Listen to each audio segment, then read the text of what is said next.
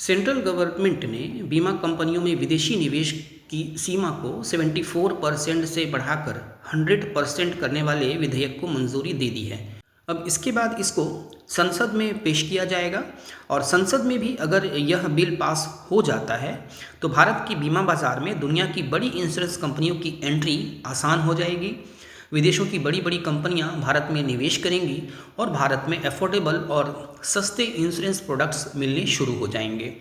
और सरकार का मुख्य लक्ष्य है बीमा में विदेशी निवेश को 100% करना, विदेशी कंपनियों के आने से बीमा को अफोर्डेबल बनाना, सस्ता बनाना, कंपटीशन उत्पन्न करना जिससे कि सभी कंपनियां सस्ते और अच्छे उत्पाद दे सकें और 2047 तक सभी के लिए बीमा लक्ष्य को प्राप्त किया जा सके। जैसे गवर्नमेंट का एक लक्ष्य है इंश्योरेंस फॉर एवरीवन बाय 2047, यानी 2047 तक सभी को बीमा पहुंचाना, घर घर तक बीमा पहुंचाना, सभी लोगों को इंश्योरेंस देना।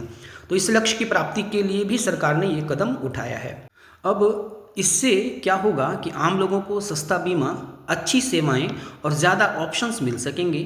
बीमा योजनाओं की मांग लगातार बढ़ रही है और ऐसे समय में यह फैसला सेक्टर के लिए नई शुरुआत माना जा रहा है। विदेशी कंपनियों के आने से कंपटीशन बढ़ेगी और इसका सीधा फ़ायदा ग्राहकों को मिलेगा और ग्राहकों के साथ साथ इसका फ़ायदा एजेंट्स को भी मिलेगा, क्योंकि जब कंपटीशन बढ़ेगा तो नए नए जो एजेंट्स आएंगे या जो पुराने एजेंट्स हैं उनको हर कंपनियां अपने साथ जोड़ने का प्रयास करेंगे, अपने पास रखने का प्रयास करेंगी, क्योंकि इंडिया में ऑनलाइन प्रोडक्ट्स सेल होती नहीं है, विशेषकर इंश्योरेंस प्रोडक्ट्स।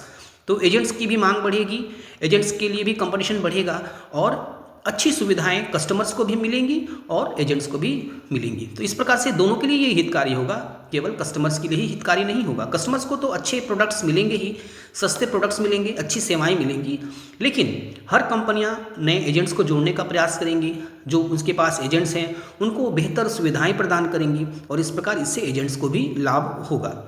अब इसमें एफडीआई की सीमा 100% होने से ग्लोबल इंश्योरेंस कंपनियां भारत में ज़्यादा निवेश कर सकेंगी। इससे बीमा बाजार में कड़ी प्रतिस्पर्धा होगी और आम लोगों के लिए आसान शर्तों पर और किफ़ायती कीमत पर बीमा पॉलिसी लेना संभव हो सकेगा और ग्राहकों को अंतर्राष्ट्रीय स्तर के नए बीमा प्रोडक्ट्स मिलेंगे जिसके पास पॉलिसी चुनने की ज़्यादा विकल्प होंगे। अब इससे क्या होगा, कस्टमर का सर्विस भी बेहतर मिलेगा, क्लेम से जुड़े मामलों का निपटारा तेज़ और पारदर्शी तरीके से होगा और साथ ही विदेशी निवेश बढ़ने से बीमा सेक्टर में रोजगार के नए अवसर भी पैदा होंगे, जिससे आर्थिक गतिविधियां बढ़ेंगी। भारत में बीमा कवरेज अभी अंतर्राष्ट्रीय स्तर से बहुत ही कम है, ऐसे में यह फैसला कवरेज बढ़ाने में मददगार सिद्ध होगा। विदेशों में बहुत अधिक जो कवरेज है, यानी कि लोग इंश्योरेंस लेते हैं, वहाँ के जो पॉपुलेशन है उसकी तुलना में जो परसेंटेज ऑफ इंश्योरेंस है विदेशों में बहुत ज़्यादा है, इंडिया में बहुत कम है। तो इसको सुधारने में भी ये मदद करेगा। जैसा कि आप सभी जानते हैं, अभी सरकारी आंकड़ों के मुताबिक एफडीआई के जरिए यानी विदेशी कंपनियों ने भारत में अब तक इंश्योरेंस इंडस्ट्री में 82,000 करोड़ रुपए का निवेश कर चुका है। यानी विदेशी कंपनियां भारत में जो आई हैं उन लोगों ने यहाँ पर 82,000 करोड़ का निवेश किया है। अब जब एफडीआई 100% हो जाएगी तो इनका निवेश और ज़्यादा बढ़ेगा और वो खुलकर यहाँ काम कर पाएंगी। सरकार बीमा अधिनियम 1938 में भी बदलाव करने वाली है, एलआईसी अधिनियम 1956 में बदलाव करने वाली है और आईआरडीए अधिनियम 1999 में भी बदलाव करने वाली है। इस प्रकार से बहुत सारे बदलाव आने वाले हैं और हर कस्टमर्स को और एलआईसी एडवाइजर्स को इसके लिए तैयार रहनी होगी। नए परिवर्तनों के अनुकूल अपने आप को ढालने का प्रयास करना होगा, कस्टमर्स को भी और साथ ही जो भी इंश्योरेंस प्रोडक्ट्स सेल कर रहे हैं, एलआईसी के एडवाइज़र हैं या दूसरे कंपनियों के इंश्योरेंस एडवाइज़र हैं, उन सबको इन नए परिवर्तनों के लिए तैयार रहना होगा जिससे मार्केट के अनुरूप वो अपने आप को ढाल सके। अब इसका अर्थ ये नहीं है कि कस्टमर्स को लाभ मिलेगा तो जो एजेंट्स हैं, एडवाइज़र्स हैं, उनको नुकसान होगा। उनको भी इसका लाभ मिलेगा।